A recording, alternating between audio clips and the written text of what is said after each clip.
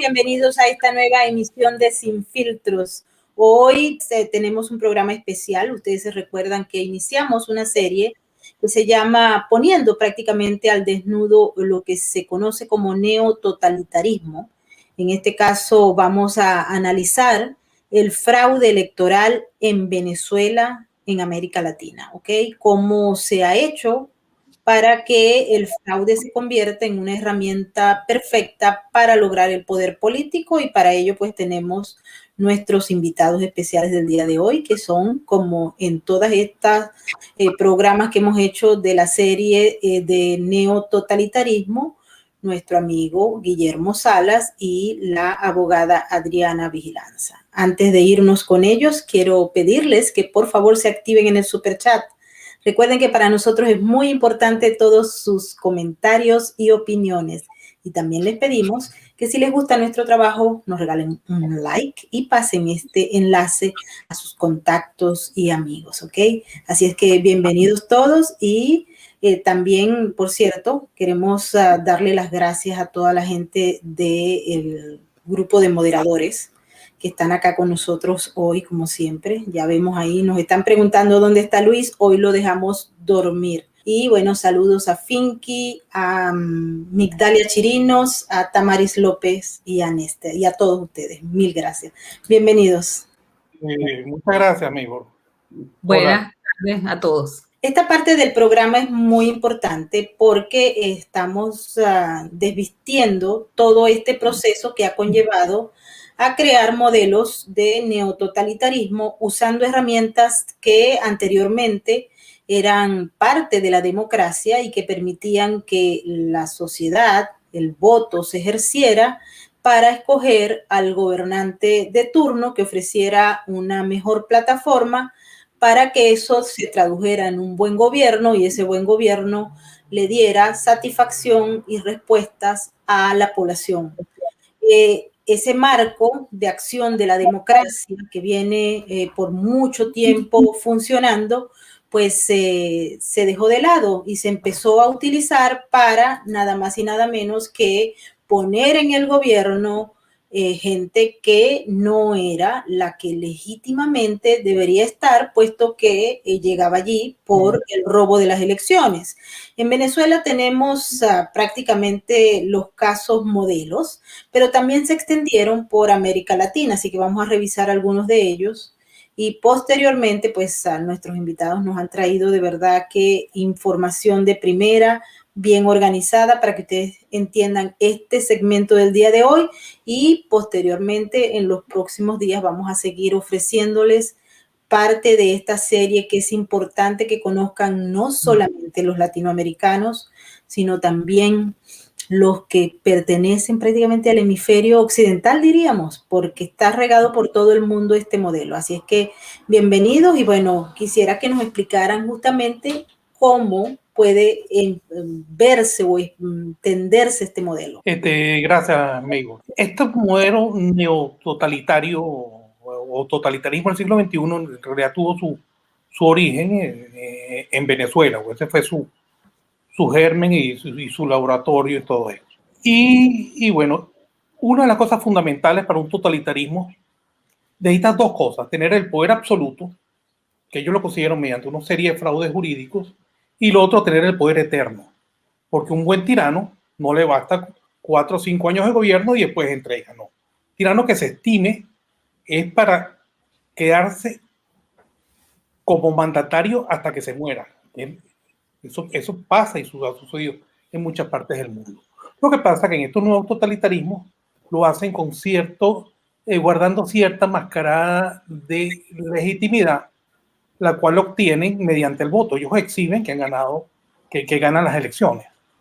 En el caso venezolano, toda la permanencia del chavismo en el poder se ha asociado con una empresa llamada Smartmatic, que actualmente no solo que haga elecciones, sino que prácticamente se ha convertido para muchísimos países en una especie de compañía en la que los países delegan la administración de su soberanía. Se encarga antes de contar los votos construir los registros electorales, incluso la identificación biométrica, hacer prácticamente todo el proceso con el que el pueblo expresa su soberanía. Desde los procesos de identificación, la construcción del registro, el conteo del voto y la totalización del voto. Se le está confiriendo alrededor del mundo a esta compañía que tuvo sus orígenes totalmente ligados a la tiranía chavista. Eso es algo extremadamente importante, que ya está en países como Noruega, haciendo voto a través de internet, está en Estados Unidos, Argentina, Brasil,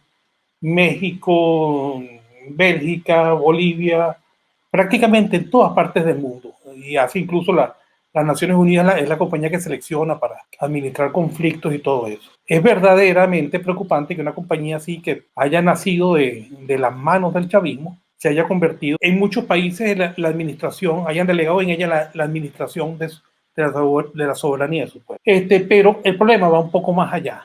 Fíjense, y algo que vemos sobre esta compañía, o sea, que nos preocupa más, vamos a, por ejemplo, nosotros los venezolanos, que somos lo que más la hemos conocido, a la compañía Smartmatic, en una encuesta LUCAP de 2015, cuando se le preguntan a los, se le preguntó, se le encuestó una encuesta, se le preguntó a los venezolanos, el CNE puede cambiar electrónicamente los resultados. Si la gente creía eso, no. Resulta que el 44,5% dijo que era completamente cierto que el CNE podía cambiar electrónicamente los resultados. Y el 13% que era parcialmente cierto. Solo el 30% dice que no, que era imposible. Es terrible que esto venga de un país, en Venezuela, que en pueblo, siempre que la compañía alterara las elecciones, por lo menos según esta encuesta, sea esa compañía la que se haya esparcido por el mundo en el conteo del voto y en todos los procesos electorales, todos los aspectos que tienen que ver con el proceso electoral. Una de las cosas que vemos en el fondo es como si la democracia venezolana, o no la democracia venezolana, el simulacro de democracia que ha hecho el chavismo, se ha expandido por el mundo a través de una falsa poder judicial, control del poder judicial y una serie de cosas de este neototalitarismo, incluso destruyendo la transparencia electoral y entregándoselas a compañías en las que se juntan dos cosas: una absoluta falta de transparencia y una altísima tecnología, lo cual es una mezcla verdaderamente inaceptable por lo peligroso que puede ser. A todas estas, estos nuevos regímenes, estas nuevas formas de instaurar totalitarismo, ellos entendieron que era muy importante para ellos tener legitimidad. Ahora vamos a ver un poquito, yo quiero analizar un poquito cómo es la legitimidad, y lo vamos a hacer a través de cuáles son los pilares de la legitimidad que hace que por lo menos que Maduro se lo vean como legítimo. Y bueno, en realidad la legitimidad viene del reconocimiento. Por ejemplo, en el caso de Maduro, lo reconocen los empresarios como presidente. Ahí está en esta foto. Lo reconoce el presidente de la ONU como presidente. Lo reconoce el ejército como presidente. Y lo reconoce también los medios de comunicación. Por ejemplo, en esta foto en la que CNN dice claramente el presidente de Venezuela, Nicolás Maduro. ¿Okay? Porque lo reconoce. Y eso es lo que le da legitimidad. Entonces, esos son los pilares que mantienen la legitimidad de Maduro. Entonces, ahora uno se pregunta, bueno, ahí está, en la foto estaba Maduro con el ministro de la Defensa. ¿Cómo dice el ministro de la Defensa para sostener que está sosteniendo a Maduro? Bueno, dice, ellos vienen de unas elecciones que por lo menos las primeras de Maduro todo el mundo las avaló. Los empresarios también, la ONU también y los medios de comunicación también. Entonces viene la legitimidad, el origen viene de unas elecciones avaladas. Ahora, cuando uno se pone a observar el aval de esas elecciones, uno lo que ve es que todo eso viene de una pirámide de confianza. El otro me dice que sí ganó de verdad, el otro está, y se van diciendo, y es una pirámide de confianza hasta que llega a sostener toda esa legitimidad. Pero cuando nos ponemos a ver, cuando una sociedad depende de una pirámide de confianza, es tremendamente vulnerable. Porque si los que están abajo en la pirámide se equivocan, legitiman a quien no deben. Entonces, cuando nosotros le ponemos el ojo en la mira, toda esta pirámide de legitimidad que ha sostenido tanto a Chávez como a Maduro, uno vemos que ha dependido de unos grupúsculos de personas, creo que no pasan las 20 personas, que son los que por años han avalado los procesos electorales en Venezuela. Cuando uno habla con esas personas, lo que generalmente le dicen o lo que argumentan es que ellos han hecho auditoría y que todo está bien. Entonces, para que vean lo frágil que es esta legitimidad y lo difícil que es sostener que sostenerla, vamos a presentar un poquito las auditorías con lo que esta gente se escuda para sostener la legitimidad de Maduro. Ellos son el origen de la legitimidad. Entonces, y se basan en una supuesta auditoría. Entonces, que sí quisiera verlas y comentar ciertas auditorías. Una cuestión, antes de pasar con la auditoría, sí quisiera ver cómo esto se va reproduciendo. Uno de estos grupos que siempre ha mantenido la legitimidad de Maduro y de todo el chavismo, de todas las elecciones, que ha dado todas las elecciones, es Ojo Electoral. Fíjense, por ejemplo, como desde hace tiempo, Genatius, por ejemplo, avala ante los medios la solidez de las elecciones en Venezuela. Si quieren, vemos el pequeño video de Genatius. Apertura de los procesos de auditoría tecnológica que permite que hoy muchas instituciones, inclusive partidos políticos, digan que el proceso de votación está blindado. O sea, me explico que las auditorías, según estos personas que han avalado el sistema electoral, siempre está blindado. Y fíjense cómo funciona la pirámide. Si nosotros nos metemos en Wikileaks y metemos Ojo Electoral en Wikileaks, vemos que existen Wikileaks, ellos filtraron los documentos que la Embajada de Venezuela enviaba a los centros de inteligencia en Washington. La gente de Wikileaks agarró y los hizo públicos. Y si vemos allí, metemos Ojo Electoral, vemos que hay 28 resultados. O sea que esta gente era la que le informaba al gobierno norteamericano y la que le creaba la imagen de qué sucedía con el sistema electoral venezolano. O sea, entonces era este mismo Ojo Electoral, incluso que el primer documento se ve como el que está ahí, se ve que también estaba financiado por el US Aid. Entonces ellos eran los que le formaban, por lo menos en Estados Unidos, le daba a la diplomacia americana, le daba esa información, pues, o ese modo de ver la cosa. Pero ahorita vamos a pasar a ver las auditorías, pues siempre nos ponen las auditorías como los puso Genatio. Vamos a empezar con una auditoría, la auditoría de CAPEL sobre el registro electoral. Vamos a ver una auditoría sobre el registro electoral y otra auditoría sobre el sistema computarizado de votación. Entonces, quiero empezar con la auditoría de CAPEL y voy a hacer un previo. La auditoría de CAPEL es de 2005. En 2005, el Consejo Nacional Electoral se consigue con un problema.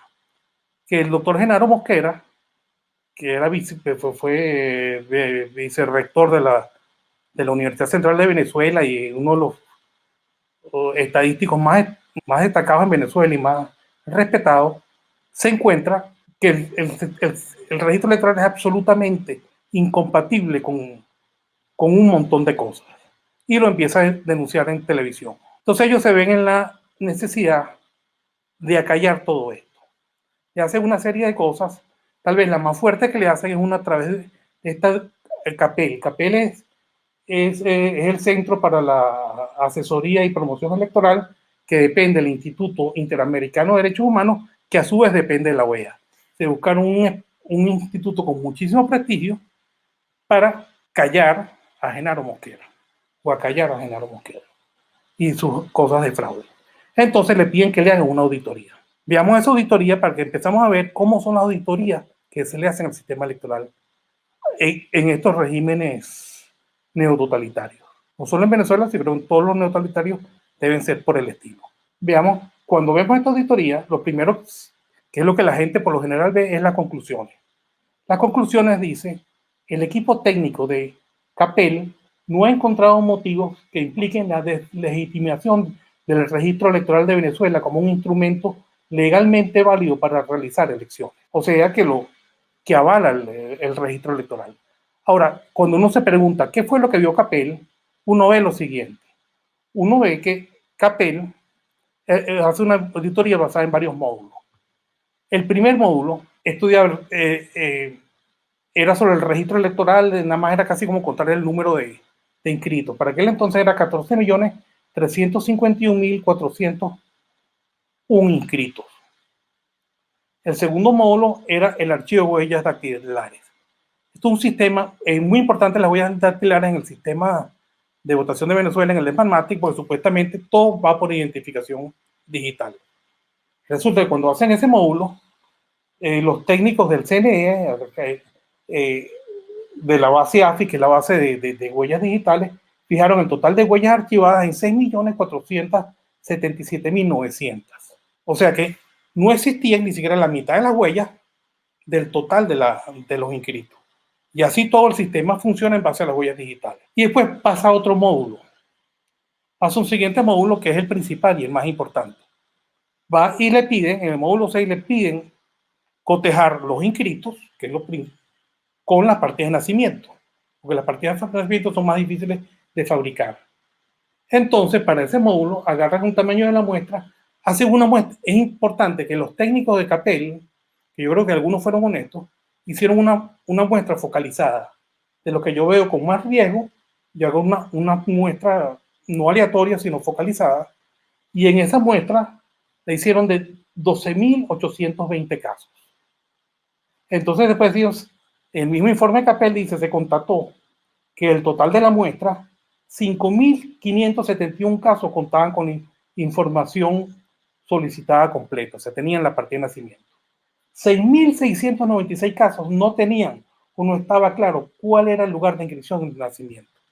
O sea, de 6.000 no le pudieron entregar la partida de nacimiento. De más de la mitad no tenían partida de nacimiento.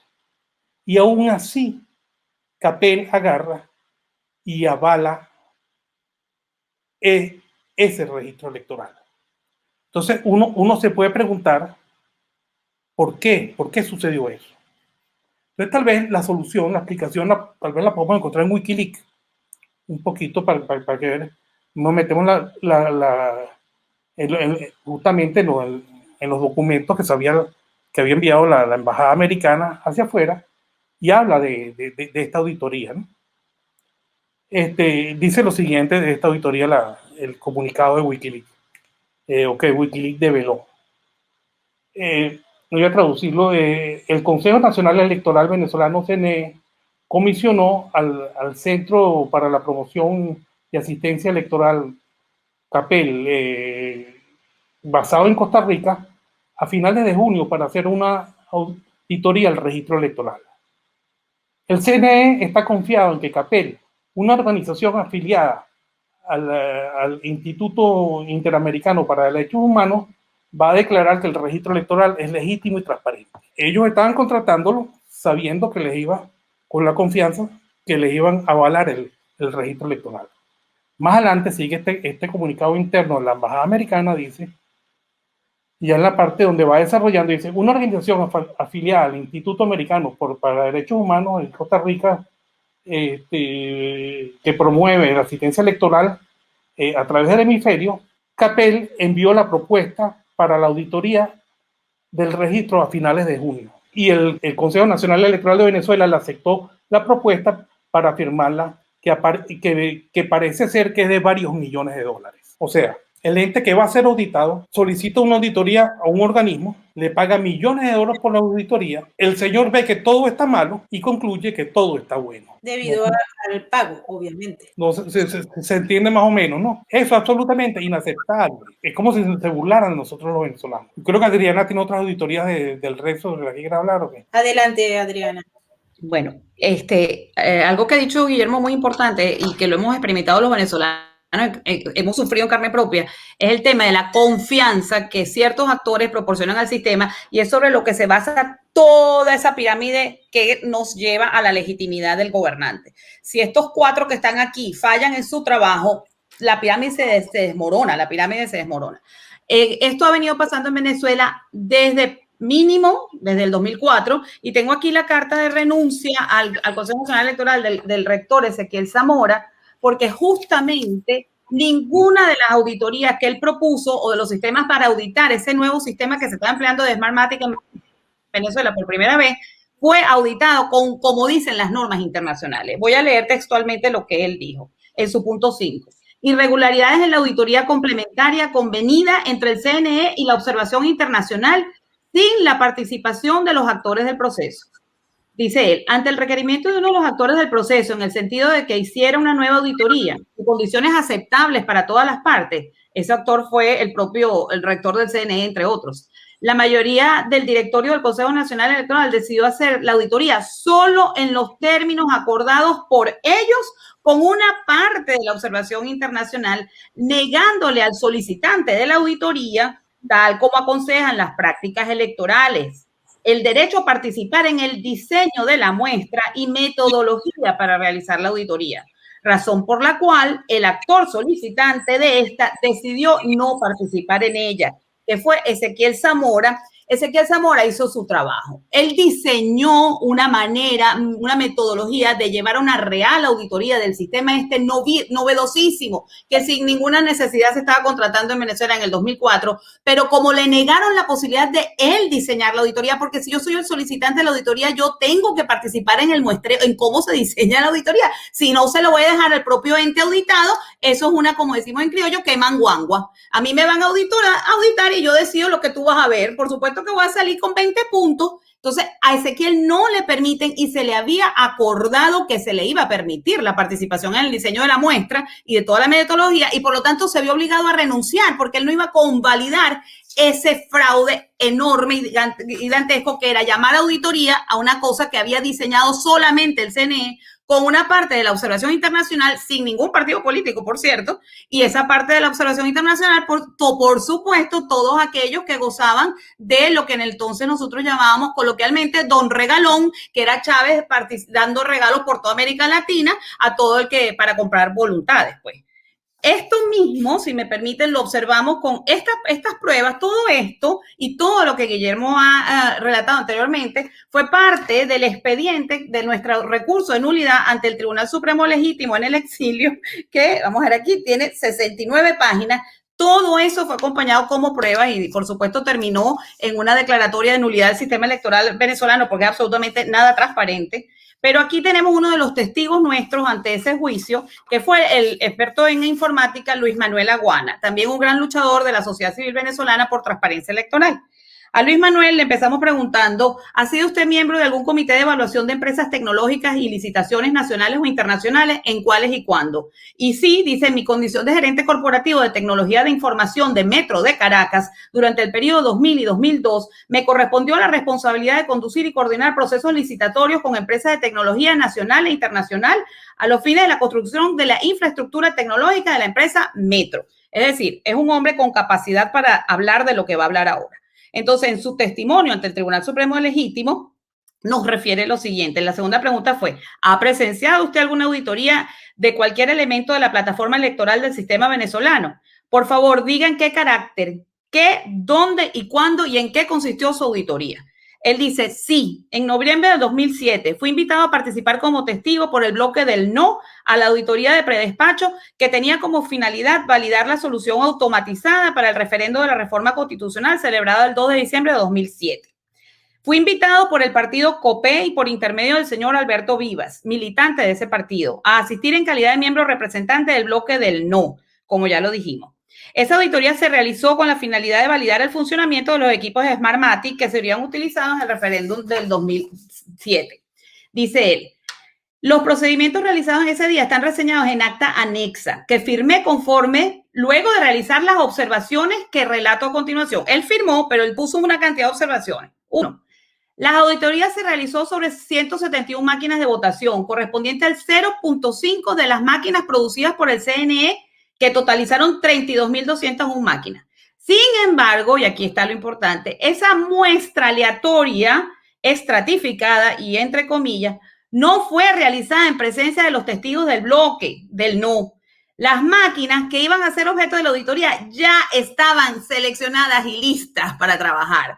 Por supuesto que él dice que eso no le permitió avalar la auditoría como tal, porque si tú ya cuando llegas a auditar, tú no eres el que aleatoriamente dice quiero esta máquina, quiero esta máquina, quiero esta máquina, sino que la muestra atrás prediseñada, aquí tienes las 171 máquinas que tú vas a auditar. Evidentemente, otra vez, el señor, que es el CNE, que está a cargo del proceso y es el ente auditado, que selecciona las 171 máquinas, o no va a poner ahí las que funcionan mal, va a poner las que están funcionando bien, o no va a hacer la muestra capaz de develar alguna trampa porque está preseleccionada por quien está siendo auditado. Y así sucesivamente él sigue destacando cosas como que a todos los invitados del bloque del no nos quitaron los lápices, los celulares, los cuadernos para tomar notas. O sea, ellos no podían hacer ningún tipo de notación o cálculo de matemáticas elemental, de, no sé, de cualquier falla que hubieran detectado en el sistema. En fin, una muestra más de que lo que llama auditoría la comunidad internacional o los actores de oposición, inclusive,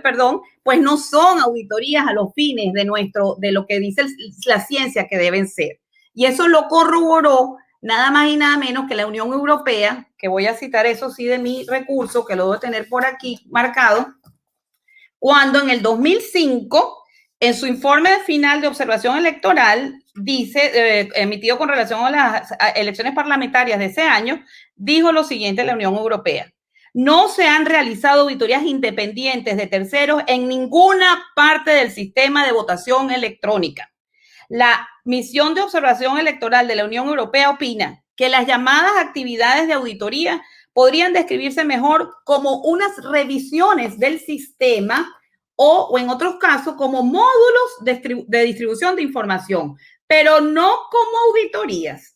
Si bien los códigos fuentes son propiedad del CNE por razones comerciales, no están disponibles para el escrutinio público y no ha sido llevado a cabo ninguna auditoría de tercero independiente sobre ninguna parte del sistema de votación electrónica. O sea, a confesión de parte, quiero decir, es decir, todos los expertos, observadores internacionales están corroborando lo que hemos dicho nosotros y que bien Guillermo expuso. Si el auditor falla de ahí para arriba, nada sirve, nada es confiable.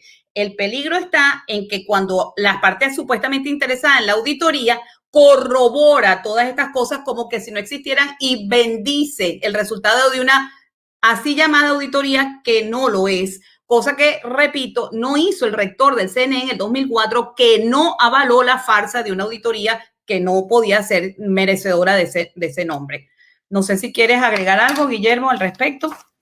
Sí, adelante, Guillermo. Yo creo que este aspecto debe quedar bien claro para seguir en la propuesta de explicar exactamente cómo se hizo un modelo de fraude electoral, porque esto lo podemos llamar como modelo, no sé allí los científicos que hablan. Bueno, no sé cómo llamarlo, pero el resultado es el mismo. Es importantísimo esto que ese informe de la Unión Europea fue para las elecciones parlamentarias del 2005. Ellos prácticamente dicen que fueron como mirones de palo y que lo que les enseñaron, o sea, vieron lo que les enseñaron y que lo que los enseñaron, eso ni de casualidad puede llamarse una auditoría, sino simplemente una entrega de información sobre lo que el CNE, incluso eso no es una auditoría según ellos. Entonces, prácticamente una visita guiada a ver por encimita las máquinas electorales. Pero en 2006, un año después, vinieron las elecciones que eran Chávez contra Rosales. Ahí un grupo, el grupo auditor el que siempre le audita a la mesa de la unidad, era muy crítico en aquel entonces del sistema. Vamos a ver un poco lo que ellos escriben, porque ellos los invitan, Smartmatic los invitan a Monterrey, México. Bueno, no los invitan a Smartmatic, se produce un foro en Monterrey, México, sobre el voto electrónico, que está auspiciado por Smartmatic, está patrocinado por Smartmatic, y a ellos los invitan y llevan el informe de lo que ellos vieron en 2006. Eso fue bien bueno porque se pudo ver el informe de estos que asesoran a la oposición venezolana. Esto se llama el Grupo de Seguimiento Técnico y ellos presentaron el informe que se llama Auditoría Técnica realizada al Sistema de Voto Automatizado SBA para las elecciones presidenciales de 2006 en Venezuela. Vamos a ver un poquito lo que ellos dicen en la sección de conclusiones. Dicen, el Grupo de Seguimiento Técnico nunca realizó una auditoría al sistema de votación automatizada desde el punto de vista formal. Durante las actividades programadas se realizaron una serie de pruebas conducidas por el CNE, en las que se le permitió al grupo auditor participar principalmente como observador. Sin embargo, en algunas ocasiones, el grupo auditor realizó sugerencias de las pruebas específicas que, después de enconadas discusiones, fueron aceptadas por el CNE y realizada como parte de las actividades de la auditoría. Pese a que el CNE accedió a cambiar ligeramente el cronograma de las actividades de auditoría para algunos puntos específicos detectados en el plan de auditoría, la mayoría de tales planes no pudieron ser llevados a la práctica, debido a que el CNE no aceptó cambios sustanciales en su agenda. O sea que el ente auditado es el que fijaba totalmente el protocolo de auditoría y no aceptaba mal. Pero vamos a ver, porque siguen diciendo. Después dicen ellos, la auditoría técnica realizada al sistema de votación automatizada de Venezuela por el Grupo de Seguimiento Técnica no pudo evaluar y auditar con la rigurosidad deseada todos los subsistemas que componen el mismo.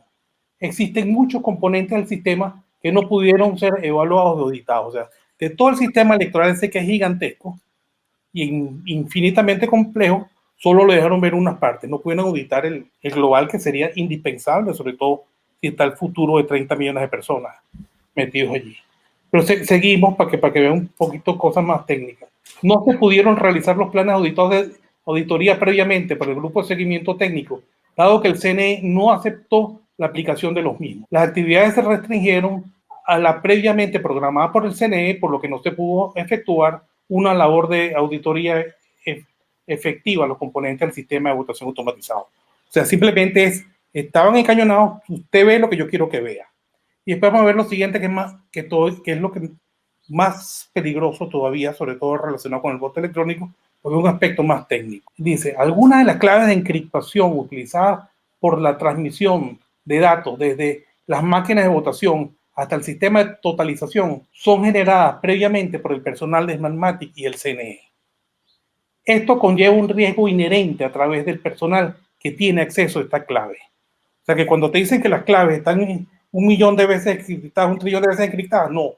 Hay un grupito de Smartmatic y el CNE que las conoce previamente. Entonces cuando te dicen eso, que una súper encriptada, no, es súper encriptado por un tercero, pero hay un grupito de personas que las conoce. Después dice, no se pudo realizar una auditoría a los servidores de autenticación de certificados del sistema, ni se pudo garantizar que estos servidores estén plenamente protegidos ni resguardados contra el acceso no controlado del personal de Smartmatic, CNE u otros organismos oficiales.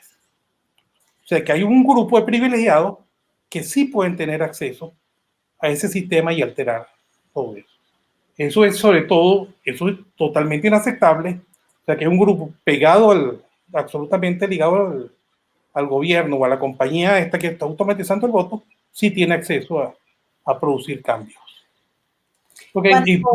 Sí, Guillermo, discúlpame, cuando lo hacen, que es inaceptable, pero se ha aceptado desde que se inició este proceso en el 2004 en Venezuela en adelante, vamos por el 2021 y nada cambia. Es decir, eso cuando es aceptado pasa a formar parte de la regla independientemente que sea ilegal o no, porque ha ocurrido en Venezuela y en Bolivia, si lo revisamos, y en otros países. Sí, mira, ha sido aceptado y por, no sé si llamarlo estupidez o complicidad de la oposición, que ellos decidieron llamar a esto una verdad que había que acallar. O sea, el que hablaba mal del sistema electoral, ese le ponían un blackout en todos los medios, pero en todos los medios opositores, que es lo peor. Esto no se podía nombrar y hay gente que todavía cree que es inconveniente que se nombre porque metieron la excusa de la abstención. O sea, tú no puedes decir que te están violando porque eso produce abstención.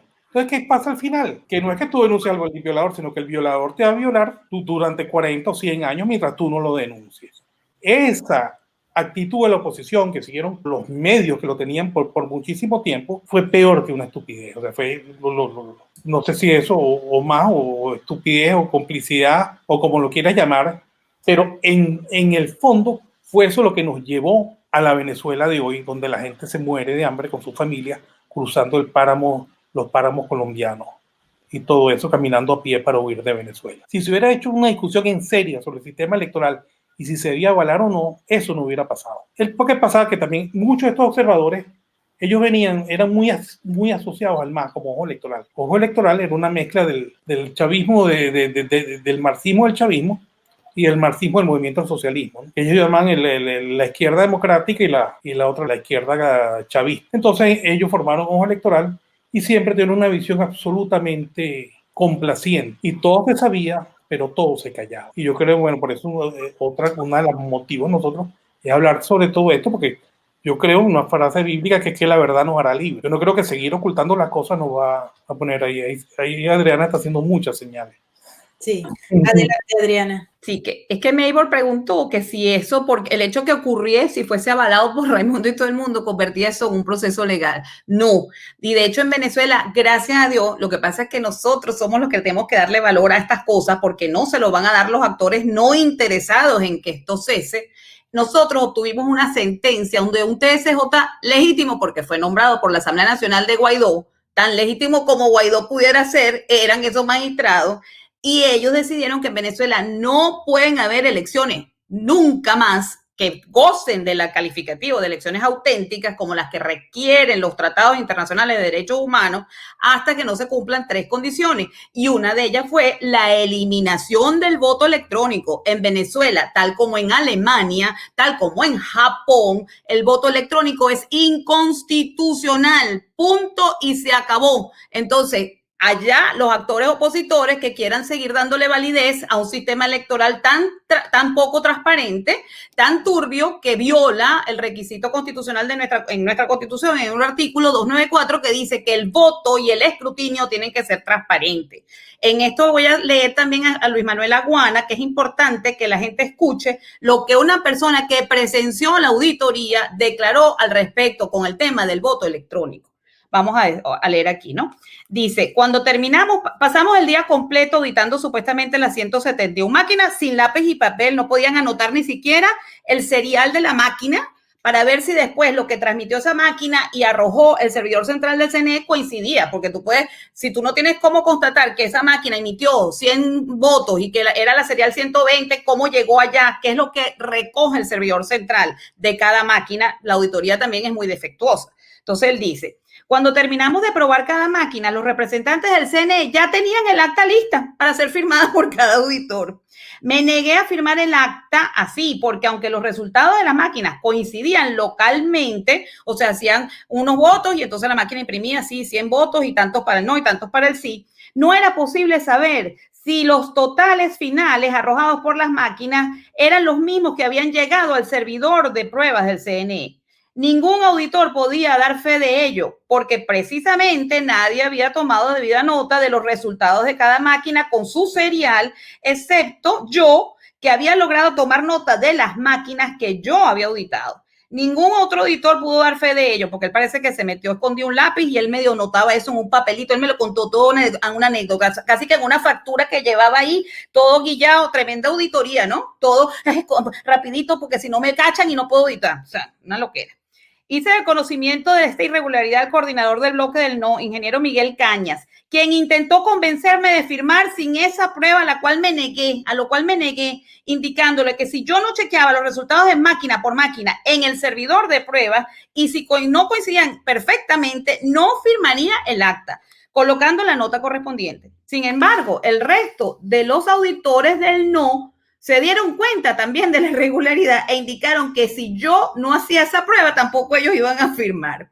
Eso se hizo que los técnicos del CNE y sus asesores aceptaran que yo chequeara los resultados en el servidor de prueba del CNE con los papeles que había logrado anotar. Efectivamente, fueron chequeados máquina por máquina y los resultados finales coincidieron. Sin embargo, eso fue solo en el subconjunto de máquinas que yo pude auditar y que estaban preseleccionadas. No fue en el resto de las máquinas que te auditó el bloque del no, porque tampoco fueron las 171, sino la muestrica que a él se le permitió. Luego él concluye esto, dice, ahí dice la frase que usó Guillermo, que la usa mucho Luis Manuel Aguana, dice, concluyo que la auditoría de predespacho es una visita guiada del CNE. Ningún auditado en el mundo real escoge lo que se va a auditar, como sí lo hace el CNE. El software de las máquinas puede ser modificado antes del despacho. Los precintos solo los tiene el CNE. La oposición no tiene manera de saber si después de esta auditoría, donde se firma un acta de predespacho, las máquinas despachadas tienen otra programación que la oposición no pudo auditar. No ocurre un sellado con precinto de cada máquina en presencia de la oposición durante esa auditoría. Concluye, esto fue lo que vi y presencié durante la auditoría de predespacho de 2007. Y si me permiten, entonces nosotros concatenamos eso que dice Luis Manuel con unas declaraciones que más tarde dio el guardaespaldas de Diosdado Cabello y antes de Chávez, Leamsi Salazar, al periodista español Emily Blasco, y que están en el libro Boomerang Chávez respecto de este temita, ¿no?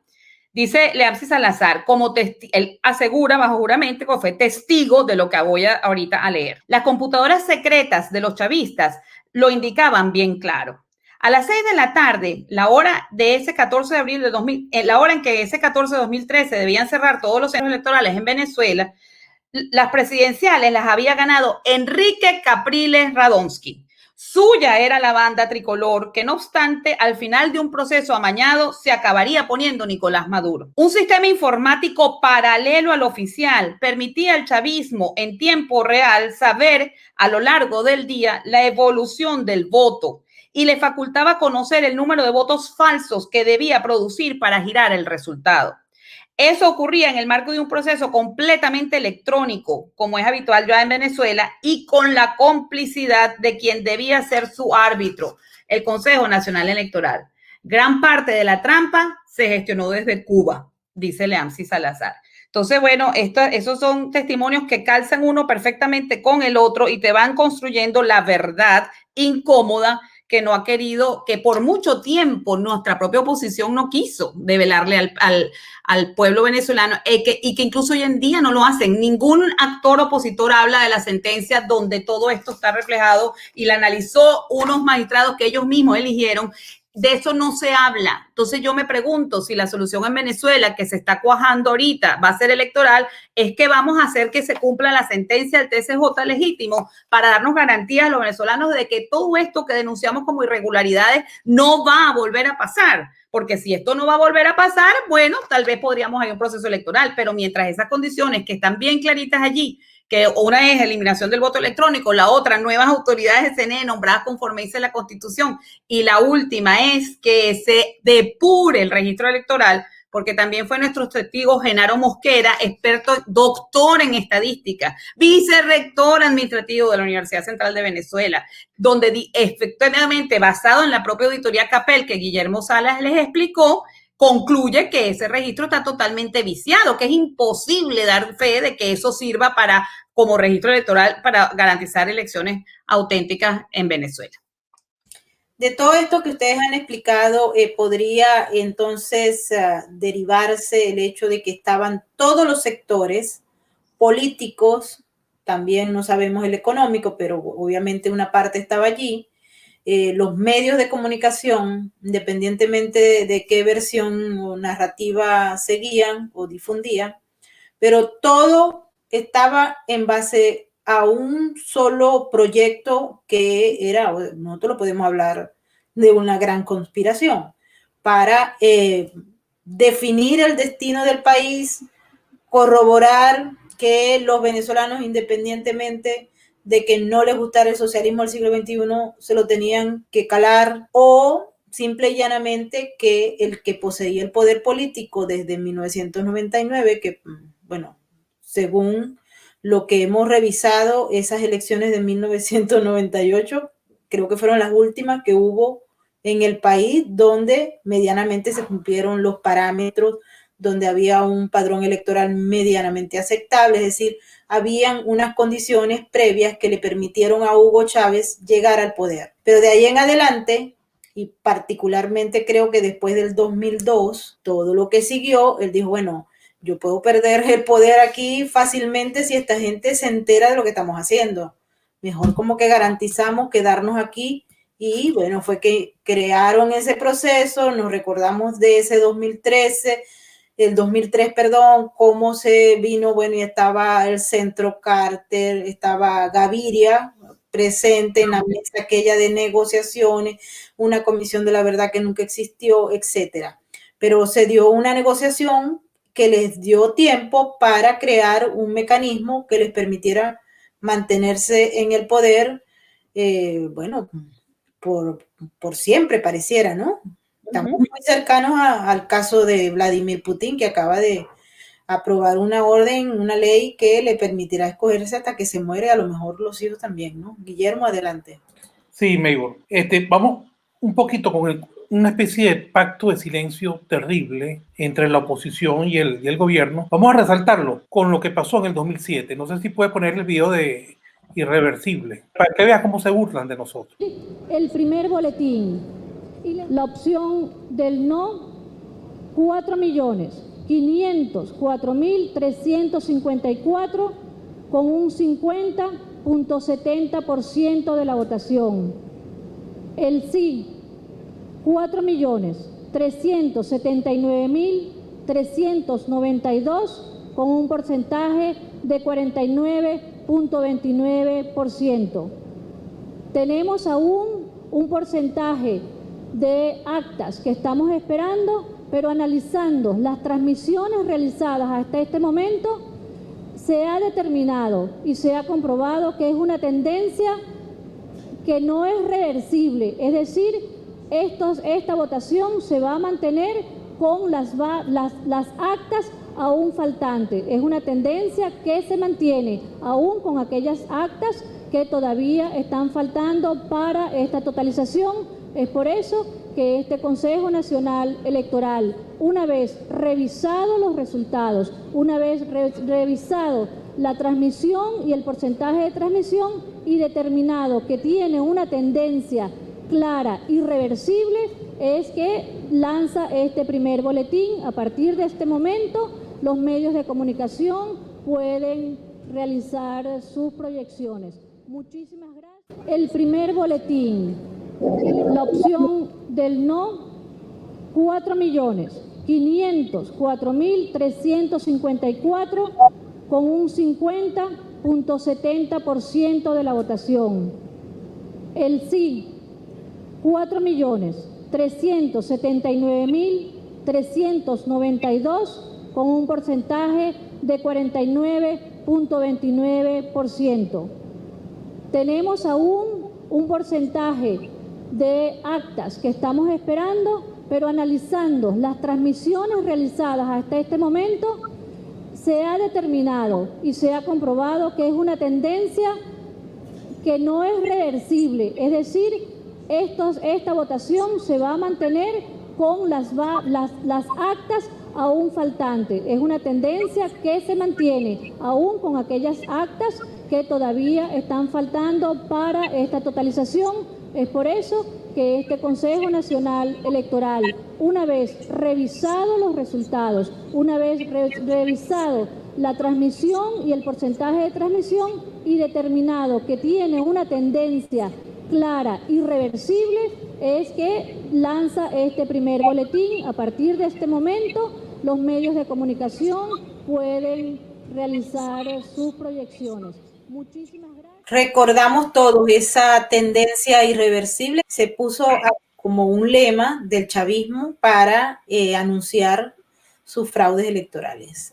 Guillermo, adelante. Mire, yo creo que vean la lámina esta de los votos para que se vea como por cantidades. Ahí lo que vemos, ella lo que dijo fue prácticamente un empate técnico en el número de votos y quedan 1.800.000 votos votantes por afuera que se debían escrutar. La diferencia era de 100.000 y faltaba por contabilizar los votos de 1.800.000 electores. Y sin embargo, ella dijo que analizando las transmisiones había determinado que eso era irreversible.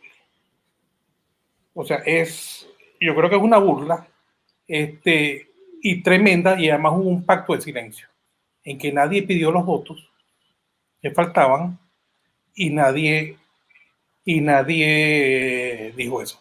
Ahora, eso se hizo con el mejor sistema electoral del mundo. Hay unos artículos en el cual ustedes pueden entender qué fue lo que pasó y por qué se guardó ese silencio. Déjenme nada más anticiparle que eso era todo menos irreversible. Cuando uno ve dónde procedían esos votos, uno lee un histórico previo a la elección o después de la elección, si se hubieran sumado esos votos, hubieran revertido el resultado. Votos, por supuesto, emitidos por las máquinas que ya estaban trampeados. Lo que pasa es que se enteraron a última hora que tenían que suspender la trampa. Si ustedes quieren más información sobre eso, hay dos artículos, creo que muy buenos, uno que se publicó en el Nacional 6 meses después, que se llama el CNE se echó 1,8 millones de votos del 2D y también que en su parte anterior, en la parte del séptimo día, se llamaban las 4.542 actas que nadie quiere contar. No la quiere contar ni el gobierno ni la oposición. Hubo un pacto de silencio en el que todo eso se cayó. Y si quieren más información, más importante, relacionado con la computadora de Reyes y con Iván Márquez, que sí tenía el resultado, la computadora de Reyes. El resultado que a todos los venezolanos nos ocultaron estaba en la computadora de Reyes. Y eso también salió en la revista Semana, en el artículo Los votos que nadie quiere contar, de Edward Schaffenberg. Lo pueden buscar en internet para entender un poquito más cómo funciona todo este sistema. Pero vamos ahorita al tema. Esto anterior era para que se mostrara que cualquier cosa puede pasar. En estos sistemas, si al gobierno le conviene a última hora esconder 1.800.000 votos y postergar su victoria, porque fue lo que hizo, no la cobró en ese momento porque no la voy a cobrar, se la cobró 2 años después, hizo todos los cambios, lo hace. Y nadie dice nada. Hay un pacto de silencio en el que ni el gobierno ni la oposición critican eso. Pero vamos un poquito a ver todos estos fraudes electorales un poquito más en un país donde sí protestaron. Entonces quiero pasar al caso de Bolivia, porque se dice mucho que los fraudes electorales son un mito, que son, y más los electrónicos son una mera fachada. Entonces, vamos al fraude electoral de Bolivia en 2019, al informe de la ONU. Fíjense lo que pasó hoy primeramente. La oposición fue notando, estaba en la sala de totalización donde se cierra la totalización de las actas de votación, y notó que cuando llegaba el 81% de las actas en el acta totalizada, como se van a ver en el gráfico que se muestra, se produce un pico ya con el 81%. Y a partir de ese pico, resulta, a partir de ese momento, justo en el 81%, también la tendencia empieza a cambiar. No iba ganando Evo, justamente después de ese 81%, la tendencia no se revierte la tendencia y gana Evo Morales en primera vuelta. O sea, pasó justo al revés. Aquí pasó un pico en el número de actas que entraban al sistema, el apagón, el tradicional apagón del sistema, igual que el que se produce en Ecuador, y a partir de ahí se voltea el resultado. Entonces, bueno, ¿qué pasó? La OEA agarró, investigó, y ¿qué consiguió? Una macolla de servidores que estaban puestas en el sistema única y exclusivamente para alterar el voto de forma selectiva y a distancia. O sea, para hacer fraudes, para cambiar los resultados de forma masiva y a distancia. Vamos a ver un poquito lo que dice Guillermo Lasso de Ecuador, que pasó en las elecciones que él perdió. Aquí hubo un apagón en el sistema de la página web del Consejo Nacional Electoral. Previo al apagón se habían escrutado apenas el 20% de los votos y la tendencia era muy clara, acorde con el exit poll. Pero resulta que hay el apagón y cuando vuelven a instalar el sistema, oh sorpresa, se habían escrutado ya en 20 minutos el 70% de los votos, es decir, un total de un 90%. Y la tendencia extrañamente cambió. O sea, se entiende que a veces son reversibles y a veces no. Vamos a recordar un poquito lo que nos dijo Leazmi Salazar. Leazmi era el guardaespaldas de Diosdado Cabello y él se entrega a la DEA, canta una cantidad de cosas y dice que existía un sistema desde el cual iban monitorizando en tiempo real la elección y que podían saber cuántos votos podían añadir, ¿okay? Y cuántos podían añadir para cambiar y garantizarle el triunfo al candidato que ellos quieren, pues al chavismo. Ahora fíjate una cosa, es que dice Leazmi Salazar, y vamos a ver qué pasó en las elecciones de Maduro contra Capriles, creo que fue en 2013, ¿no? Sí, en 2013. En Capriles contra Maduro, fíjate. En Politicocap, que es un sitio donde detestan la idea de que las máquinas de votación puedan hacer un fraude electoral, invitaron a la gente del comando de Capriles y presentaron unos gráficos de lo que pasó esa noche. Aquí está el gráfico.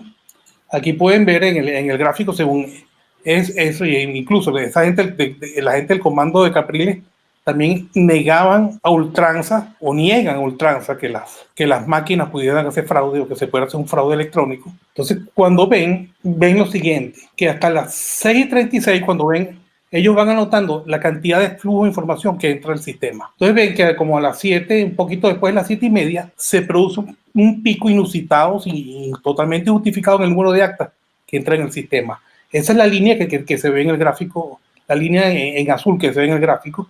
Se ve que un poquito después de las 7:30 viene el gráfico viene el pico ese abrupto sin ningún sentido, ninguna justificación estadística, ni de ningún tipo, ¿no?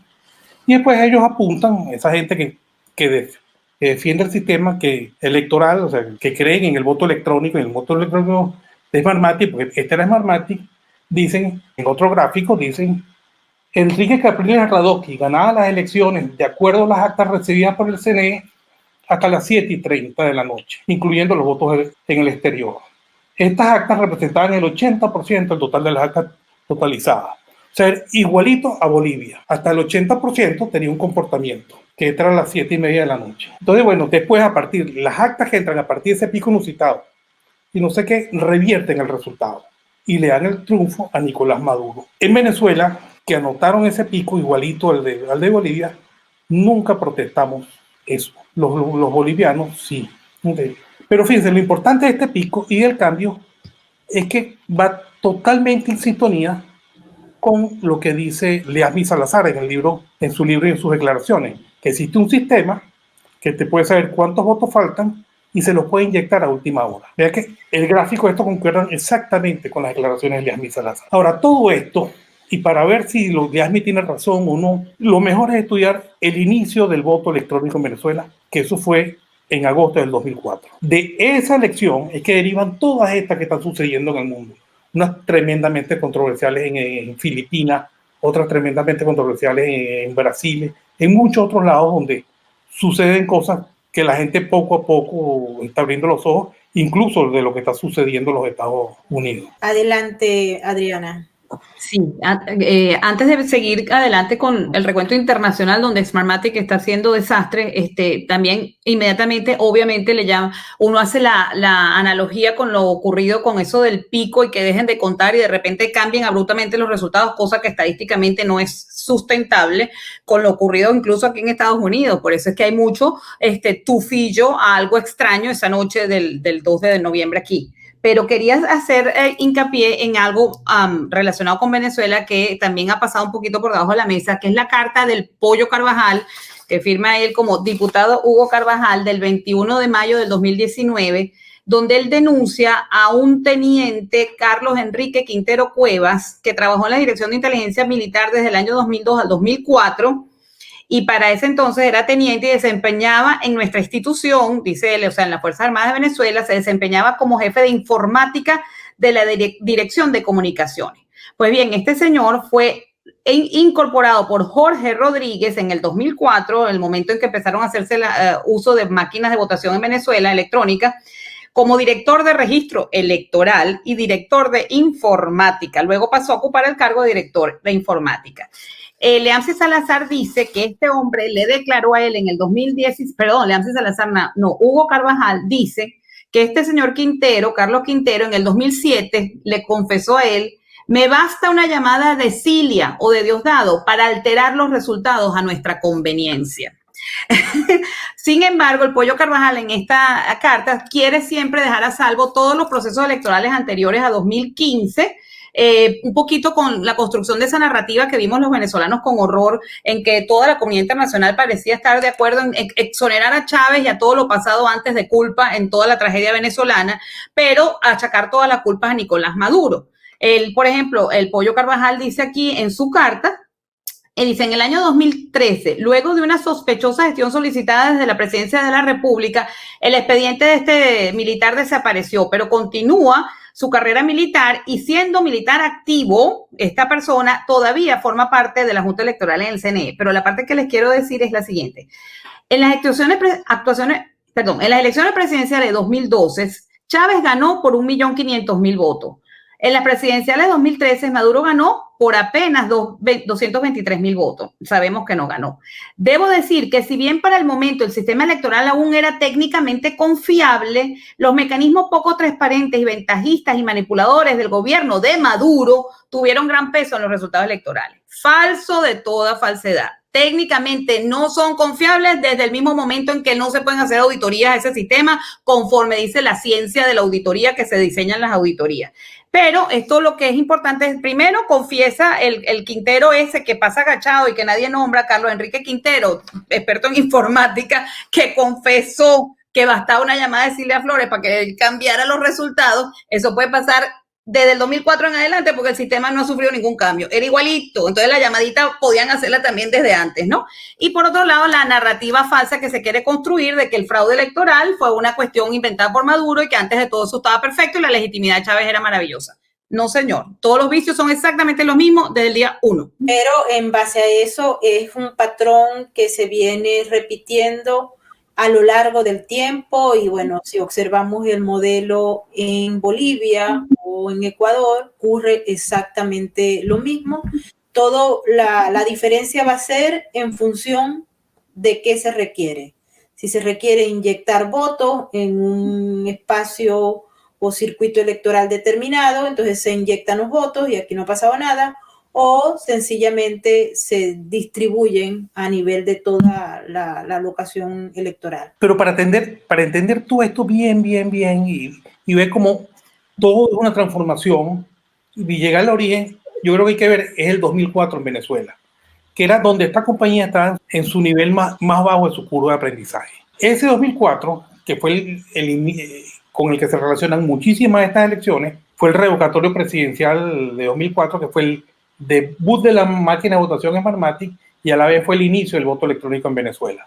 Para ello, el CNE impuso el voto electrónico.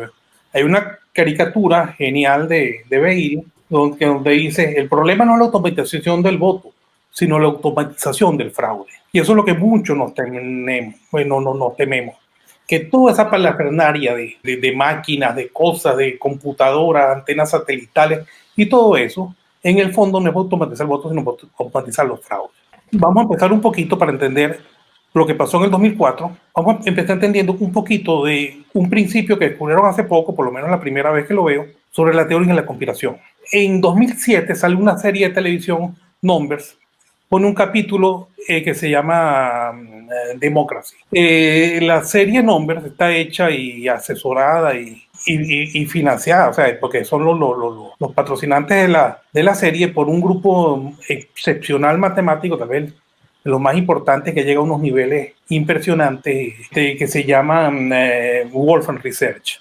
Es impresionante, o sea, yo de niño jamás me hubiera imaginado, de niño o de joven jamás, que la matemática hubiera podido llegar a donde esta gente la llevó. Y ellos son unos entusiastas de una cosa que se llama análisis bayesiano y usan esta serie para promocionar tanto sus productos como el análisis bayesiano. Ellos hicieron un capítulo que se llama Democracy, que es sobre un fraude electoral, cómo se descubre y cómo se detecta. Y lo detectan también, cómo lo detectan por los mecanismos numéricos, para ver si los números son aleatorios o no, y cómo puedes detectar una conspiración. Estos verdaderos medios se les ocurre una cosa. Yo cuando vi la serie no me di cuenta de la parte de la conspiración, pero después me vi el análisis que hace la serie el Departamento de Matemática de la Universidad de Cornell, que es excelente. Aquí lo voy a leer un poquito. Parte de lo que ponen ellos, el Departamento de Matemática de la Universidad de Cornell, pone una conspiración para detectar un fraude descubierta. Y el protagonista de la serie publica un artículo, un paper, para que el método del fraude se haga el conocimiento común. Entonces, aquí viene lo verdaderamente inteligente de ellos. Dice, muchas propiedades de las redes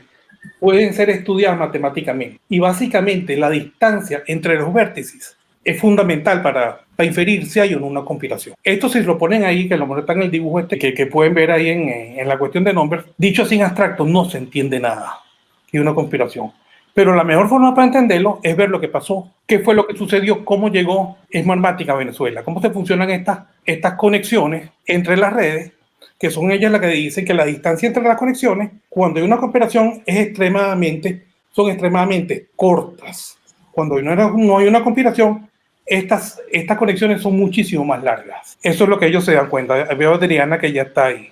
Entonces, cuando vemos la gráfica aquí de conexiones que estamos viendo, que es el nacimiento de cómo llegó el voto electrónico a Venezuela, vamos a empezar a echar el cuento y ver todas estas conexiones. En marzo de 2000, el ingeniero Antonio Mujica registra 2 compañías en Boca Ratón, con sede en Boca Ratón. Una le llama Smartmatic y a otra le llama Bitsa. En febrero de 2003, recuerden que la oposición empieza a hacer lo que llaman el firmazo, que era empezarse a organizar para el referéndum revocatorio presidencial. En esa época estaba verdaderamente perdido la popularidad de Chávez, el rechazo estaba cerca del 70% y era muy duro para él. Entonces, en junio de 2003, el gobierno de Chávez se convierte en el mayor accionista de Bitsa. Okay, yo creo que hasta Adriana tiene ahí los documentos de compra de Bitsa, en la que el gobierno de Chávez, a través de Foncrey, se convierte en el mayor accionista de Bitsa, que era la gemela de Smartmatic. Fíjense cómo están saliendo los lazos corticos, ¿no? La distancia entre los vértices. Luego, en diciembre de 2003, se vuelven a recoger la firma de una cosa que se llama el reafirmazo, porque la primera recogida de firmas el CNE la rechazó. En el 2003 se hace la recogida de firmas y se les entrega al CNE como 3.500.000 firmas, o cerca de 3.500.000 firmas. Eso fue en diciembre de 2003. En enero de 2004, el señor que está abajo, que se llama Omar Montilla Castillo, en la línea de enero de 2004, Omar Montilla Castillo, que era viceministro de Chávez, ministro de Ciencia y Tecnología, lo nombran director de Bitsa, lo hacen director de esta compañía. Fíjense que como estas eran unas compañías que según los estudios del Miami Herald no tenían ninguna actividad, a cuenta de que el viceministro de Ciencia y Tecnología de Chávez lo iban a nombrar director de la compañía de Bitsa. Ese señor, su papá, Omar Montilla, había sido el asesor de la campaña electoral de Chávez en 1998. Fíjense cómo las distancias entre los vértices son corticas. Además de que había sido su viceministro el jefe de su consejo de ministros, era el secretario del consejo de ministros. O sea, el papá del secretario del consejo de ministros de Chávez era el director de Bitsa. Después viene, por muchos métodos, viene el cambio del CNE, ya lo habían cambiado, y Jorge Rodríguez era director, llegó a ser vicepresidente de Chávez, que es otro lazo cortico. Y él dirige la licitación para escoger la compañía. Una compañía porque decían que no se puede hacer con voto manual, sino que tiene que ser con voto automático. Esa licitación, pese a que fueron compañías que tenían dilatada trayectoria en el voto electrónico y a que la licitación era hecha en base a credenciales, la gana un consorcio formado por Smartmatic, Bitsa y CanTV. O sea, Smartmatic iba a suministrar las máquinas de votación, Bitsa iba a ser el software que programaba las máquinas y CanTV suministraba las redes de transmisión. O sea, en otras palabras, quien dirigía el desarrollo del programa que iban a usar las máquinas de votación era el viceministro de Ciencias de Chávez, el Omar Montilla Castillo. Se entiende un poquito la idea de esta de que la distancia entre los vértices son corticos, ¿no? Así es. Hasta ahí, bueno, sale esta compañía. Después que pasa esto, bueno, llegan las primeras máquinas de votación de Chávez. Llegan las primeras, en abril de 2004 llegan las máquinas de votación, que en el fondo yo creo que Adriana quiere decir que lo que eran máquinas de lotería, ¿no? La página web de Smartmatic lo que dice y la noticia de Olivetti. ¿Lo puedo decir? Sí. ¿Sí? Ok. Bueno, sí, aquí tengo yo la propia extraído de la página web de Smartmatic cuando ellos se refieren a que el CNE le otorgó la buena de prueba al consorcio SBC, Smartmatic Vista CanTV, para automatizar elecciones venezolanas. La nota de prensa es del 17 de febrero de 2004 y ellos dicen: el Consejo Nacional Electoral de Venezuela concedió al consorcio SBC su buena pro para automatización de elecciones regionales 2004 y posibles referéndum en ese país. No, el centro era el referéndum revocatorio de Chávez, ¿no? Pero lo más increíble es que dicen, la propuesta del consorcio sobresalió durante el proceso de selección, destacándose la tecnología provista por Smartmatic, por ser la única en obtener la totalidad del puntaje correspondiente a la seguridad y auditabilidad del sistema. Entonces yo, muchos años más tarde, cuando me puse a investigar todo este tema, incluso confieso que fue para la redacción del recurso contencioso electoral en el 2018, me consigo en la web una nota de prensa de Olivetti, una compañía italiana que hace también maquinaria de todo tipo, publicado 15 de abril de 2014. La buena pro se otorgó 16 de febrero de 2014, o sea, 2 meses más tarde. Olivetti dice que ella está contentísima porque le va a fabricar a Smartmatic por primera vez en su historia corporativa unas máquinas de votación que no tiene listas por cuanto tiene que transformar sus máquinas de lotería en máquinas para votar. Entonces, la famosa licitación donde destacó, según Smartmatic, ella por su tecnología de punta, resulta que contrasta con el hecho de que ni siquiera las máquinas para votar estaban construidas porque las iba a hacer además un tercero, que es Olivetti. Entonces aquí se cae por completo. Eso significa un fraude, una estafa a la nación venezolana. Eso es un crimen penal perfectamente demostrable que podría llevar a prisión a los directores de Smartmatic, entre otros. y que el mundo se ha hecho el loco porque existe, a mi juicio, esto se puede llevar a jurisdicción universal usando la Convención de Palermo de crimen organizado, porque esto es crimen organizado para acabar con las democracias del continente. Si nosotros conseguimos a alguien que nos escuche y nos ayude, yo creo que la culebra se mata por la cabeza. Este delito que se cometió en Venezuela tiene que ser juzgado por algún tribunal penal y tiene que tener responsabilidades penales porque es muy fácil de probar. Está probado que la licitación fue un fraude, una ficción, y los actores pues podrían ser traídos, entre ellos Ezequiel Zamora, a declarar que lo excluyeron completamente del proceso de licitación. Tú concatenas todos estos elementos y tú tienes lo que llamamos en Venezuela los elementos de convicción que llevan a un juez a determinar que evidentemente fue una estafa a la nación venezolana. No tenía experiencia previa en ninguna elección, avisado, vista además con una inversión, como acaba de decir Guillermo Sala, del propio gobierno de Chávez a través de Foncrey y de su filial que se llamaba, aquí está la empresa que usaron para invertir en Vista, ya les voy a decir, Sociedad de Inversión Capital a Riesgo, que es una filial 99% de Foncrey, para ser más exactos en cómo fue que llegó la inversión del chavismo a la empresa que hizo el software, que se ganó la licitación compitiendo con enormes empresas internacionalmente conocidas y con bastante experiencia previa, como Indra, como Elections and Systems de Estados Unidos. Tú sabes, es una cosa que no soporta el más mínimo análisis, por cuanto no existe racionalidad ni técnica, ni jurídica, ni financiera para haber preferido unas empresas prácticamente de papel sin máquinas construidas para un tipo de licitación de esa naturaleza. O después que gana en febrero de 2004 el consorcio Smartmatic Visa CanTV, que gana la licitación, entonces en abril de 2004 llegan las primeras máquinas de votación a Venezuela. Recordemos que que Chávez se negaba rotundamente a aceptar el llamado a referéndum, pero una vez con las máquinas ya en Venezuela, que habían llegado el 3 de junio de 2004, acepta ir al revocatorio. Veamos un poquito en el video que dice Chávez cómo acepta ir al revocatorio.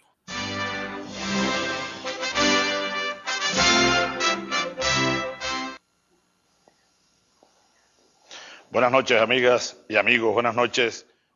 Debo decirles a ustedes, compatriotas que militan en fuerzas de la oposición, debo decirles a ustedes, venezolanas y venezolanos que me siguen, que aquí en mi alma, que aquí en mi mente, que aquí en mi espíritu, no tengo ni la más mínima pizca de una derrota. Yo aún no he jugado. Ahora es cuando comienza el juego. No se equivoquen ustedes, señores de la oposición. Cuando el Consejo Nacional lo ordene, nosotros estamos listos para, como un solo hombre, ahora sí, comenzar la verdadera batalla del revocatorio presidencial. Este fue un libro de texto de nosotros allá en la Academia Militar. La Guerra Federal, péndulo histórico bolivariano. La Guerra Federal, a cuya cabeza o cuyo líder fundamental fue mi general Ezequiel Zamora. Bueno, la Guerra Federal, Zamora fue un gran estratega. Zamora enganchó a las fuerzas adversarias y se las llevó hasta las sabanas de Barinas. Y en una ocasión, cuando no pudo sostener la ciudad de Barinas, comenzó a replegarse y dejó que las fuerzas adversarias ocuparan la capital de aquella provincia de Barinas. Zamora se va replegando y la oligarquía conservadora, el ejército de la oligarquía, bueno, toma Barinas y avanza. Y la oligarquía conservadora dice, derrotamos a Zamora, se está retirando. Solo que Zamora, muy inteligentemente, había preparado posiciones retrógradas y condujo un modelo de operación retardatriz. Y lo fue atrayendo, y lo fue atrayendo, y lo fue atrayendo hasta las sabanas de Santa Inés, hasta el trapiche de Santa Inés. Y fue allí entonces, después de haberlos atraído y canalizado hacia Santa Inés, donde Ezequiel Zamora lanzó el contraataque y fulminó a las tropas de la oligarquía conservadora. Y fue cuando ocurrió la célebre batalla de Santa Inés, modelo de cómo una fuerza adversaria es conducida, es llevada, se le niega el avance por otras direcciones y es conducida hasta una posición donde se va a dar la batalla definitiva. Yo creo que Chávez está anunciando lo que, fíjense, después que había evitado por todos los caminos que se hiciera que se efectuara el referéndum. Recuerda que había muchas muertes en lo que se llamó la guarimba y todo eso porque se negaba. Una vez con las máquinas en su poder, él dice que ya él no tiene que no existe posibilidad de derrota y que todo está ganado, y que ahí es cuando comienza la batalla. Recordemos que la batalla de Santa Inés lo que fue una emboscada diseñada por el general Zamora, donde fue llevando las tropas hasta donde él quiso, y allí las acabó, pues, y él tuvo la victoria. Entonces, bueno, así fue como más o menos anuncia Chávez qué fue lo que pasó con todo esto. Ahora veamos un poco cómo transcurre el revocatorio. El revocatorio, ahí está en las láminas, la gente más o menos votaba en una pantalla táctil, agarrabas el voto que te echaba la máquina y lo metías en una caja, una urna electoral donde no se iba a abrir nunca. Luego, para el escrutinio, fue que las máquinas se conectaron a internet. Después que la transmisión había terminado, las máquinas ponían el acta de resultados. Ahora vamos a ver del mismo Ezequiel Zamora en su carta de renuncia, que ahorita mismo lo acabo de conseguir, cómo fue las auditorías que se le hicieron en este proceso de votación. Entonces, entre las causas de su renuncia, en el punto 3 está la negativa a la auditoría integral. Dice Ezequiel Zamora, el de ahorita, no el general de hace tiempo, que por cierto son igualitos de cara. Recordemos que Ezequiel Zamora era el vicepresidente del Consejo Nacional Electoral en aquel entonces y que nunca fue adepto al chavismo, ¿no?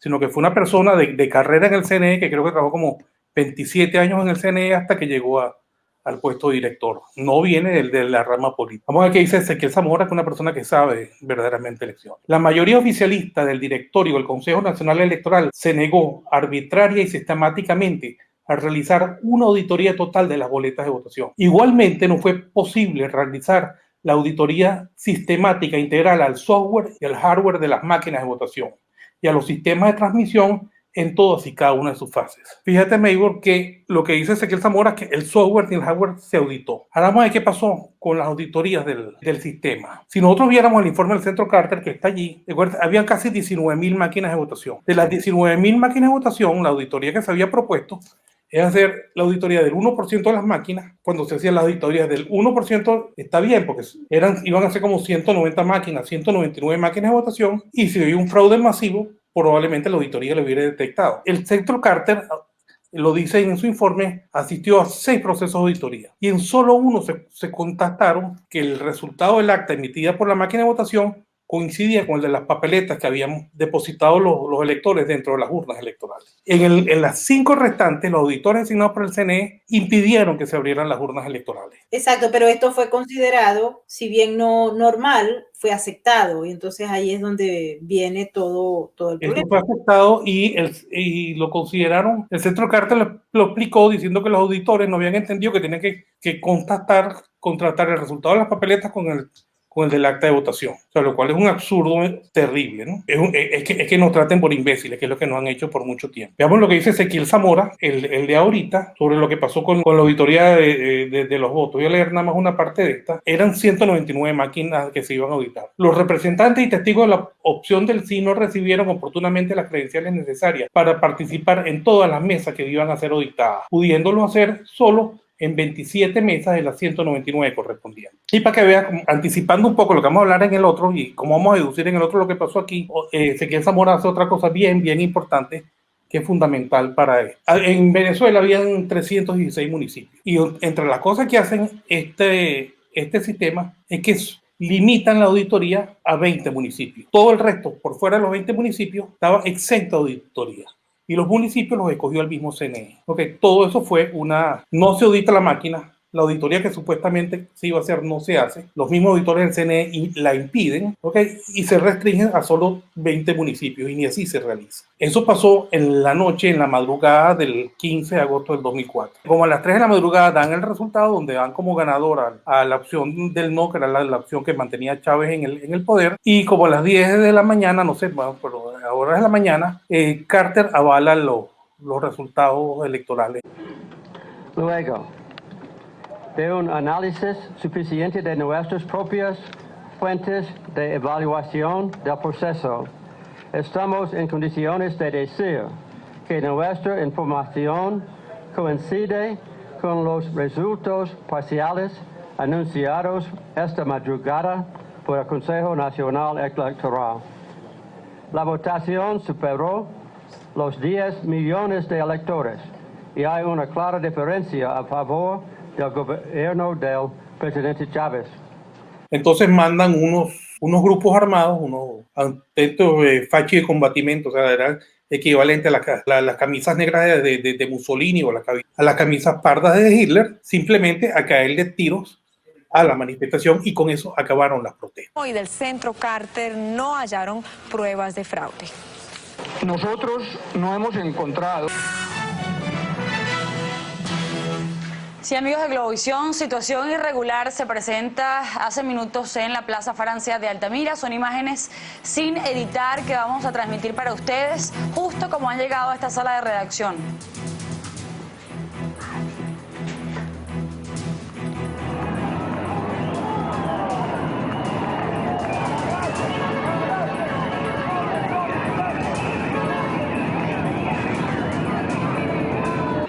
Vamos. Amigos televidentes, en sus pantallas están viendo un conflicto que ya se ha iniciado en la Plaza Altamira, donde ya se están registrando disparos.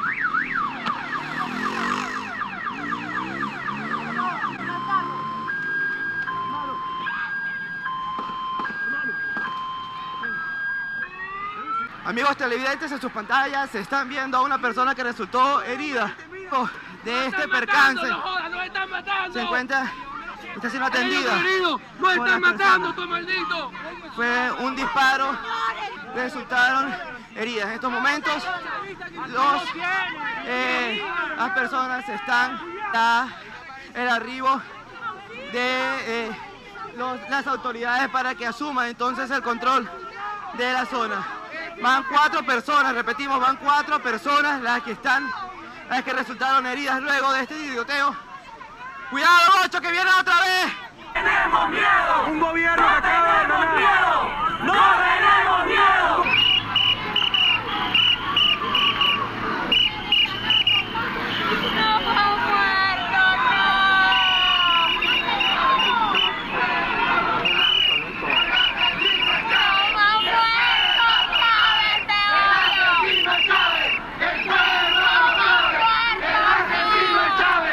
Yo te puedo decir, Guillermo, que yo estuve en esos días allí en la Plaza Francia y bueno, vivimos todo eso, ¿no? Son muchos los venezolanos que tuvimos que salir, pero eso nos marcó la vida. Ese fue el comienzo de la compañía Smartmatic, que hoy está prácticamente haciendo las elecciones en todo el mundo, ¿no? Esta compañía, 7 meses después de aquel referéndum que la mayoría de la gente sintió, según varias encuestas, de que había habido un fraude masivo y colosal, compra la compañía americana más grande de votación, que se llamaba Sequoia Voting System, y se instala en los Estados Unidos con todo eso. Justamente la gente del Partido Demócrata, congresista Caroline Malone, se entera de todo esto y que una compañía ligada al chavismo, según una cantidad de informes que había sacado el Miami Herald, era la que se había comprado la compañía más grande de votos en Estados Unidos, y pega el grito en el cielo y manda hacer una serie de informes que salen tanto por CNN, estaba Luke Book, estaba allí, también sale por el New York Times, y se echa toda la historia de Smartmatic y cómo Smartmatic después de esa acción, ella oculta a sus accionistas tras un trozo en Curazao, y esa compañía empieza a crecer un ritmo impresionante hasta convertirse en lo que es hoy. Una de las cosas también que llama la atención es que hace algún tiempo su director era Marlon Brown. Marlon Brown era como la mano derecha de George Soros, ¿okay? y lo hacen director de Smartmatic. También es como otra coincidencia muy llamativa, ¿no? Y Malloch Brown ahorita pasó a ser el presidente de la Open Society Foundation, que es la fundación de George Soros, que financia o fondea a muchísimas de las organizaciones que están en contra del pensamiento occidental de siempre, que quieren destruir el concepto de nación. Entonces eso ha sido terrible, es una cosa que se callaron, y sobre todo ese referéndum y los resultados de ese referéndum, si quieren los analizamos en otro programa con calma, y vamos a ver cómo se puede inferir, no en base a lo que dice Eliasmi Salazar, que es una persona en la cual uno puede dudar porque viene del chavismo profundo, sino en base al mismo informe del Centro Carter, a la carta de Ezequiel Zamora, cómo se puede inferir o que sucedieron en ese referéndum muchas cosas. Primero, dos cosas. Entender que los resultados que dieron las máquinas de votación durante aquel referéndum siguen exactamente el patrón fraudulento y además que son un disparate. Eso es lo primero. Y lo segundo, que las cosas que sucedieron en aquel referéndum, según la que reporta el Centro Carter y lo que reporta Ezequiel Zamora, solo hubiese podido suceder si existía un sistema de control que le permitían al régimen de Chávez monitorear e interactuar con las máquinas en tiempo real. Yo creo que podemos hacer una cosa bien sencilla y que todo el mundo entienda qué tan perverso es el sistema y también qué tan perverso todas las cosas que hicieron para que toda la evidencia de fraude no las conociera el público. Yo creo que eso podría abrir muchos ojos en todo esto. Así es, así que bueno, esta parte la dejamos para la continuación de esta serie que estamos realizando para llevarles a ustedes, que es la columna vertebral del proceso que se inició en Venezuela hace ya muchas décadas y que se está expandiendo por muchos países y justamente retando a la cultura occidental. Así que quiero agradecerle a Guillermo Salas, muchísimas gracias de verdad por estar en Sin Filtros y traer toda esta información detallada de una manera organizada para que la gente entienda el mensaje. Y también a Adriana Vigilanza, que la perdimos, tuvo un problema y se cayó del sistema. Así es que, bueno, ella expuso perfectamente todo lo que había planteado el sistema, el régimen, como lo queramos llamar, en aquel momento. Y gracias a todos aquellos que están súper activados en el super chat. Muchísimas gracias a Finky, a Nesta, a Migdalia Chirinos y a Tamaris López por ayudarnos a moderar los comentarios. Y también a todos aquellos que participan en el super chat. Hemos llegado al final de esta emisión y les prometemos que el próximo capítulo va a ser interesante. Así que adelante, nos vemos.